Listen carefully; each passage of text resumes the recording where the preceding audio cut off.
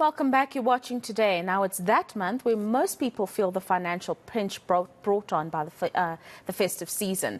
Now, January always reminds us of the importance of financial planning and those economic times. John Manyike, who's the head of financial education at Old Mutual, shares some tips he believes are needed to improve long-term financial health. He joins us now via Zoom to discuss this further. Thank you very much for joining us this afternoon, John. And I think one of the big things that people are really stressing about at the moment is, sure, we really want to restructure our finances to be a little bit more comfortable, but the truth of the matter is we've got rising interest rates, higher inflation, and just the higher cost of living. So how does one household even begin to start that restructuring process given the circumstances that we are exposed to? I think for me, trying to construct a financial fitness plan as part of your New Year's resolutions will require you to, have a view of the landscape of your financial well-being. And the starting point is really understanding what you owe. A lot of people know that they've got debt, but they've never sat down to actually calculate how much of my disposable income is actually going to servicing debt, and what is the plan for me to actually kill that debt. Yes, of course, there's good debt and bad debt, but as long as you've got too much debt, you're going to have serious challenges having a proper financial fitness plan in place. So I think it's time to go back to basics, to be honest, really, because some of the so-called New Year's resolutions can be overrated if you're not a disciplined person. One of the things that you talk about when we talk about this resolution of clearing or cleaning up your finances is the consolidation of debt, John. And many people are afraid of this term of debt consolidation because they fear that they might be put on some kind of a blacklist, or they can't do this or that, when in the actual fact it's probably the opposite. So maybe just talk us through this consolidation of debt as we get to learn how much we actually owe in terms of our total debt, and really what we can do to manage it a little bit better. Yeah, so there's a difference between debt cancelling or debt review and debt consolidation.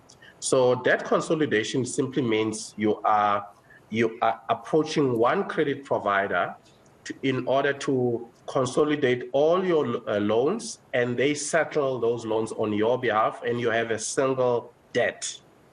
And by having a single debt means you don't have to pay multiple debit orders. You don't have to pay multiple service fees for your multiple credit agreements. And in that way, you know what your debt-free day is, because if you're consolidating your debt and the term of that consolidation loan happens to be 5 years, for example, at the end of the 5th year, you would be out of debt, and you then can decide then what your next steps are. So that's really the advantage of debt consolidation. It does have its disadvantages if you're not disciplined, because you do find people who consolidate debt and then they go back and ask for further advances or further debts.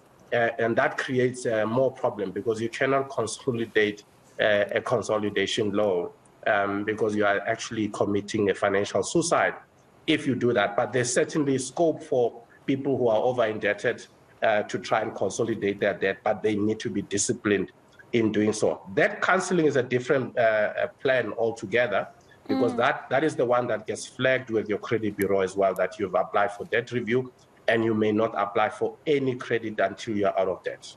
Here's an interesting one that you mentioned in your list of resolutions, John, the downscaling of lifestyles. That has traditionally been something that is completely almost out of the question for many people and households. How do they comfortably do this without feeling extremely uncomfortable in a new set of circumstances given the financial standing?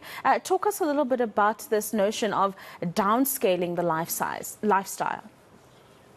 So if you realize that you cannot service all your financial obligations and you run the risk of losing your assets, you may wish to downscale a little bit. So downscaling could mean perhaps moving your children from a private school, which might be a little bit expensive, to a public school, as an example. It could mean, exploring alternative means of transport, even if it means selling your car and actually using public transport. Obviously, every person needs to look at their personal circumstances and what works for them. It might also mean selling a house that you can't afford, and in order to buy a smaller apartment for you to be able to, keep your head above the water. So, but it requires some self-reflection and for you to be at peace with that decision in your mind. Because if you're worried about what people will say, if suddenly they see you downscaling, it will be very difficult for you to actually downscale. But there's absolutely nothing wrong with someone saying, I want to start this year, on a better footing, and I would rather downscale and then rebuild my life from there. It's certainly a good option. Yeah, and then a final one from you, John. The big issue in South Africa that has always been a topic of talk or discussion is the savings culture that needs to develop, but also seeking expert financial advice, which many of us still don't do. Maybe if you can consolidate those two discussion points into one as a final thought from you. Yeah, so make sure to see a financial advisor in the beginning of the year, have a proper financial plan in place.